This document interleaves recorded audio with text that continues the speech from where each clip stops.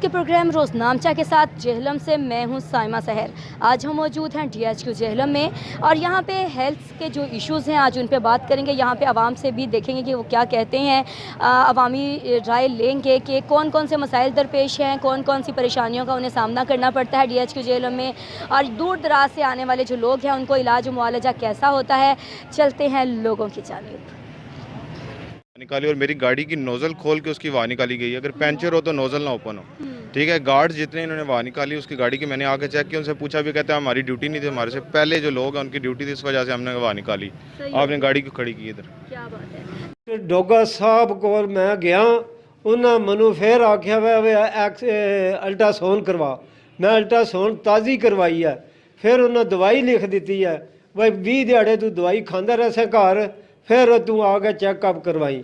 और यकीन करो मैं पता नहीं कितनी दवाइयाँ खा बैठा और मेरे हाथ भी कमन लग पे, नज़र कमज़ोर हो गई है, बशा मेरा हाली तक नहीं रुक सकता। 1 महीना 10 दिन हो गए ऑपरेशन होया, जोड़ा ऑपरेशन होना सी होया ही कोई नहीं, वो उत्थे दा उत्थे ही है तो गिल्टी है बिल्कुल। मैं बड़ा आज़म मस्कीन है, मैं फरियाद ला के देगा, कोई सुनाई नहीं मेरी। वज़ीर आज़म साहब अगे भी रोना और भी मखलूक़ात सुन लवे मेरी फरियाद। DHQ जेहलम में अगर हम देखते हैं तो यहाँ पे लोगों को जो है अच्छा ट्रीटमेंट भी दिया जा रहा है, लेकिन उसके बावजूद कुछ लोग जो हैं उनको शिकायत भी होती हैं और कि यहाँ पे स्टाफ का रवैया ठीक नहीं है या तामुन नहीं किया जाता। तो इस हवाले से भी आज हम बात करेंगे। AMS शुएब कियानी हमारे साथ मौजूद हैं और उनसे इस हवाले से आज हम बात करेंगे कि आवाम की जो राय है वो इसलिए DHQ के हवाले से नेगेटिव क्यों होती है।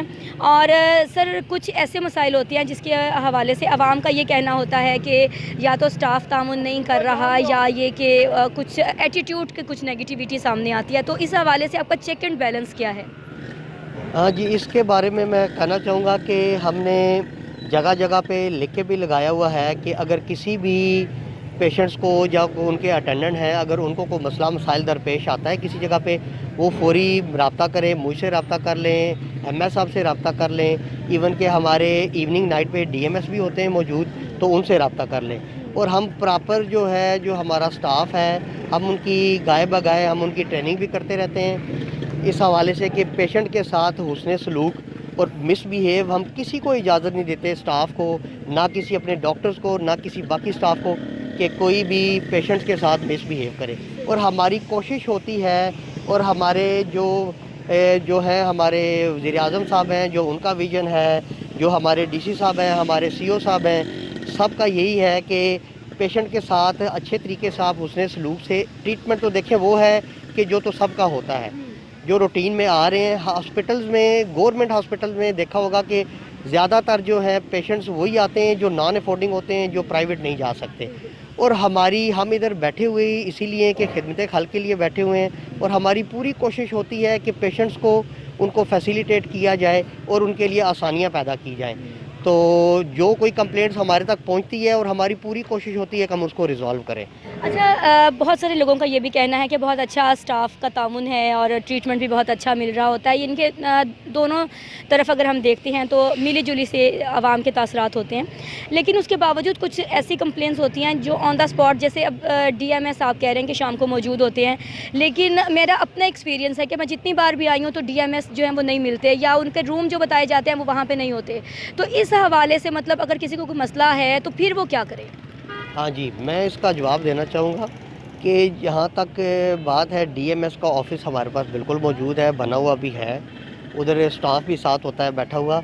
और बैठने वाली जहाँ तक बात है कि पूरा हॉस्पिटल होता है 2 बजे के बाद इवनिंग या नाइट पे, तो DMS का जो काम होता है वो डेली बेसिस पे पूरे हॉस्पिटल का राउंड करते हैं, हर वार्ड में जाके खुद देखते हैं, डॉक्टर और स्टाफ की प्रेजेंस उधर देखते हैं। अगर किसी को कोई मसला मसाइल किसी वार्ड में किसी जगह पे भी है तो जाके राउंड करके प्रॉपर वो देखते हैं। इसलिए वो एक जगह पे प्रॉपर वो बैठ नहीं सकते क्योंकि वो अपनी ड्यूटी कर रहे होते हैं। जब वो इजी हो जाते हैं राउंड करके या कोई कंप्लेंट है वो रिजॉल्व करके फिर अपने ऑफिस में आ जाते हैं। डॉक्टर्स को पेश आने वाले मसाइल के हवाले से वो किस तरीके से देखते हैं, और अगर डॉक्टर्स के ख़िलाफ़ कोई कंप्लेंट्स आती हैं या उनकी कारकर्दगी के हवाले से कोई कंप्लेंट्स आएँ तो तब क्या स्टेप लेते हैं आप? जी, बिस्मिल्लाहिर्रहमानिर्रहीम। आपका शुक्रिया। बीइंग प्रेसिडेंट पिछले 1 साल से पाकिस्तान मेडिकल एसोसिएशन हमेशा DHA के साथ एक पेज पे है और मसाइल की बात जहाँ तक की जाए कि मसाइल तो बहुत हैं हमारे, और उसकी मेन वजह यह है कि हमारे पास वर्कलोड बहुत ज़्यादा है, और जहाँ वर्कलोड होगा वहाँ कंप्लेन होंगी, कुछ बिहेवियर के वाले से भी होंगी। लेकिन होता यह है कि जो ज़्यादातर मसाइल तभी पैदा होते हैं जब लोग क्यू को फॉलो नहीं करते। हर बंदा वीआईपी प्रोटोकॉल के चक्कर में होता है, इसलिए फिर आके वो खुद मिसबिहेव करते हैं, तो डेफिनेटली अमले से भी कुछ छोटी मोटी कुताही हो जाती है। लेकिन बीइंग ए प्रेसिडेंट मैं हमेशा से डीएचए के साथ और एमएस साहब, सीओ साहब और पूरी एडमिनिस्ट्रेशन के साथ हूँ कि जहाँ डॉक्टर्स की गलती हो इंशाल्लाह हम उसे रेडिकेट भी करते हैं, और डॉक्टर्स को मतलब है कि एमिकेबली उसको प्रॉब्लम को सॉल्व करते हैं, जहाँ कंप्लेनेंट हो उसको सेटिस्फाई करते हैं। रहेगी बात कि डॉक्टर के बहुत सारे मसाइल हैं, उसमें सबसे प्रायोरिटी पे तो वर्कलोड ज़्यादा है, और चूँकि वर्कलोड ज़्यादा हो तो जहाँ 2 डॉक्टर हैं वहाँ अगर एक है तो उसमें प्रॉब्लम कुछ पैदा हो जाते हैं। लेकिन उसे भी एमिकेबली हमने सिर्फ अपने एटीट्यूड को, उसने सलूक से और मरीज़ के साथ बेहतर तामन से हल कर रहे हैं। यहाँ पे डॉक्टर साहब ये भी कहा जाता है कि अगर डॉक्टर अच्छे तरीके से बात करे मरीज़ से तो उसकी आधी बीमारी जो है वो ख़त्म हो जाती है। तो जब एक डॉक्टर पे बहुत सारा बर्डन होगा, मतलब अगर 4 डॉक्टर हैं उनमें से 2 छुट्टी पे हैं तो बाकी 2 डॉक्टर्स ने सारा हैंडल करना है पेशेंट्स को, और वो एक बहुत बड़ी तादाद होती है जिसको उन्होंने देखना होता है। तो उस हवाले से कोई ऐसा बैकअप मौजूद है कि डॉक्टर्स पे भी ओवरलोड ना हो और जो पेशेंट्स हैं उनको भी अच्छा ट्रीटमेंट मिल सके, चेकअप हो सके? देखिए, एक तो यह है कि डिस्ट्रिक्ट एडमिनिस्ट्रेशन और हमारा स्पेशली जो डीएचक्यू हॉस्पिटल की एडमिनिस्ट्रेशन है वो इस मामले को बड़े हसन तरीके से हैंडल कर रही है। जहाँ तक 2500 से 3000 पर डे मतलब हमारे पास टर्नओवर है पेशेंट का, तो उसमें हमारे पास बैकअप भी होता है। लेकिन सिर्फ मसला ये होता है कि हमारे डॉक्टर्स की प्रायोरिटी इमरजेंसी होती है, जहाँ लाइफ थ्रेटनिंग सिचुएशन होती है, डेफिनेटली उधर डॉक्टर ज़्यादा फोकस करते हैं, और प्रॉब्लम वहाँ क्रिएट होती है जहाँ लाइफ थ्रेटनिंग सिचुएशन को वो कहते हैं छोड़ दें और हमें नॉर्मल सी प्रॉब्लम के लिए प्रायोरिटी पे देखें। मसला ये नहीं होता कि हमारे पास डॉक्टर की कमी नहीं है, मैं ये कह रहा हूँ कि बर्डन ज़रूर है, लेकिन हम लाइफ थ्रेटनिंग सिचुएशन को पहले हैंडल करते हैं और देन डेफिनेटली जो ओपीडीज़ होते हैं या दूसरे होते हैं। तो हमारी priority emergency life threatening situation को फर्स्ट कवरेज है, जो कि डिस्ट्रिक्ट एडमिनिस्ट्रेशन और हमारी डीएचक्यू एडमिनिस्ट्रेशन बड़े आसान तरीके से हल कर रही है। हमें एमरजेंसी में डॉक्टरों की कमी नहीं है, हम एमरजेंसी में कवरेज फुल रखते हैं। जी बिल्कुल, यहाँ पे डॉक्टर तफसीर गोंदल का भी यही कहना है कि यहाँ पे उन्होंने फुल बैकअप उन्हें रखा होता है, और एमरजेंसी में डॉक्टर्स जो हैं वो बिल्कुल भी कम नहीं है, लोगों को अच्छा ट्रीटमेंट भी मिल रहा होता है। और अगर किसी को यहाँ पे जेहलम के डीएचक्यू इंतज़ामिया का यही कहना है कि अगर किसी भी पेशेंट को कोई मसाइल है तो वो एडमिनिस्ट्रेशन से लाजमी रब्ता करे, वो उनके नोटिस में लाएँ कि गार्ड्स की तरफ से, स्टाफ की जानिब से अगर उन्हें कोई भी टेंशन है, कोई भी मिसबिहेव किया जाता है, कोई भी मसाइल है, तो वो कम अज़ कम इंतज़ामिया के नोटिस में लाएँ। आप इलाज के लिए आए हैं? अच्छा, किस चीज़ का इलाज करवाने आए हैं? इलाज वाले का तो गला खराब है, सिर में थोड़ी देर का सुन्न हो जाता है। अच्छा, ये बताइएगा कि कैसा इंतज़ामिया की जानिब से कैसा तावन किया जा रहा है, जो स्टाफ है उनका तावन? अभी तक मैं एडमिट मिला हूँ, ठीक है, तावन रहा है। ठीक है। अच्छा, तो मतलब दवाइयाँ वगैरह भी फ्री मिल रही हैं? जी, इस गैस की वजह से बीपी लो हो गई जी। ठीक है। अच्छा, तो ये बताइएगा कि कैसा ट्रीटमेंट चल रहा है? अभी तो फ़िलहाल सही चल रहा है। आंटी के पास जाती हूँ तो अच्छा, कब से करवा रही हैं आप इलाज? मुझे तकरीबन 2-3 मंथ हुए हैं आते आते जी। सही। तो माशाल्लाह से अल्लाह का करम है, डॉक्टर्स बहुत अच्छा कॉन्सेंट्रेट करते हैं पेशेंट पे, सब कुछ सारा सिस्टम ठीक है, एसओपीज़ भी फॉलो की जाती हैं। ठीक हो। लेकिन एक मसला है कि यहाँ पे पहले टेस्ट के पैसे नहीं लिए जाते थे लास्ट टाइम जो हुकूमत थी। अब यहाँ पे बहुत ज़्यादा पैसे लिए जाते हैं टेस्ट के। अच्छा, मतलब कितने पैसे लिए जा रहे हैं एक टेस्ट के?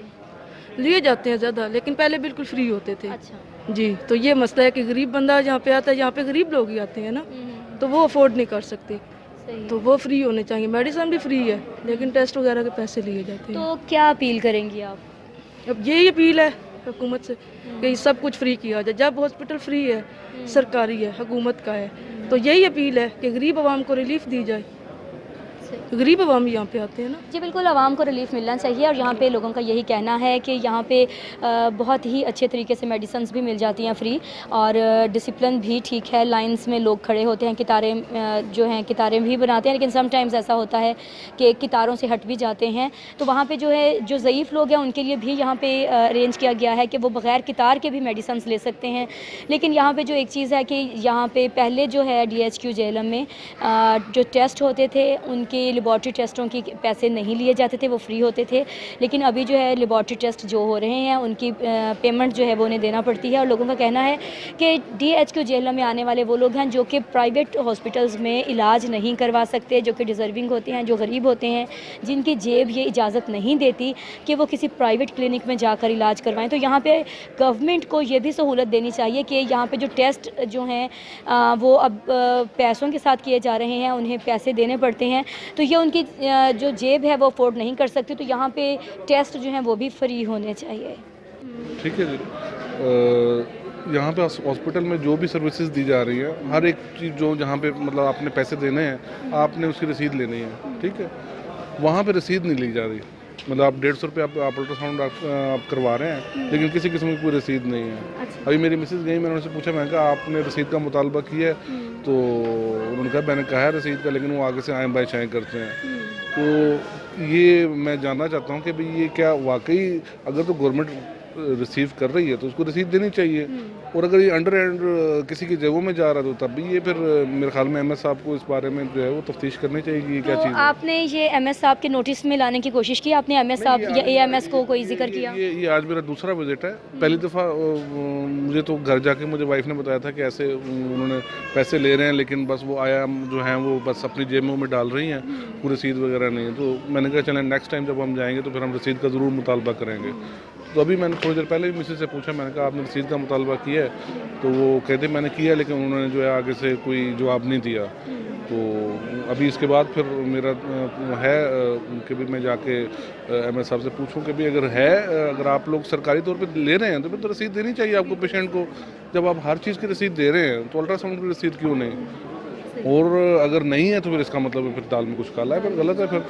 जी बिल्कुल, आवाम का कहना है कि यहाँ पे जो गायनी वार्ड में जो एक्सरे हो रहे हैं, अल्ट्रासाउंड हो रहा है, वहाँ पे पैसे तो लिए जा रहे हैं, फ़ीस जो है वो रिसीव की जा रही है, लेकिन उसकी जो रसीद है वो नहीं दी जा रही। तो ये जो है इसमें हस्पताल इंतज़ामिया को इस चीज़ पे नोटिस लेना चाहिए। वैसे कोई खड़े रहो, कोई तरतीब नहीं है इनकी, नंबर से नहीं भेजते, ना नंबर से कुछ भी मिलता है। डॉक्टर भी अच्छा तामन कर रहे हैं, अमला भी तामन कर रहा है, लेकिन तरतीब नहीं करवा पा रहे। इन मैनेजमेंट को ये चाहिए जी। सबसे बड़ा इशू ये है कि यहाँ पे जो है ना लाइनों की तरतीब नहीं है, ठीक है। सबसे बड़ा मसला है कि कोई जो जिसका दिल कर रहा है, चाहे वो सिफारिश वाला है या सिफारिश के बगैर है, दोनों बंदे ये कि क्यू में कोई भी नहीं लगता है। जिसका दिल करता है वो पर्ची ले लेता है, जिसका दिल करता है उसकी बारी आ जाती है। सहूलतें बाकी अच्छी हैं, मेडिसिन वगैरह मिल रही हैं, लेकिन सबसे बड़ा मसला ये है कि लोगों को जो तरतीब दिलवाने का मामला वो ये हैंडल नहीं कर पा रहे। काइंडली इस चीज़ का अगर आप नोटिस दिलवा सकते हैं तो इस चीज़ का नोटिस दिलवाएं। कम से कम ये हो कि जो लाइनों में जिसकी नंबर की बारी है वही बंदा अंदर जाए, चाहे वो डॉक्टर के लिए, चाहे वो पर्ची लेने के लिए है। सबसे बड़ा इस जगह का यही मसला है कि जो बंदा आता है, जिसका दिल करता है वो आगे घुस जाता है, बेतरतीब है। इलाज करवा रहे हैं जी। मेरे डायलिसिस होते रहे हैं तकरीबन 1 साल, तो अभी अल्हम्दुलिल्लाह डायलिसिस ख़त्म थे, तो दोबारा से डॉक्टर साजिद अली डोगा साहब के पास आया था।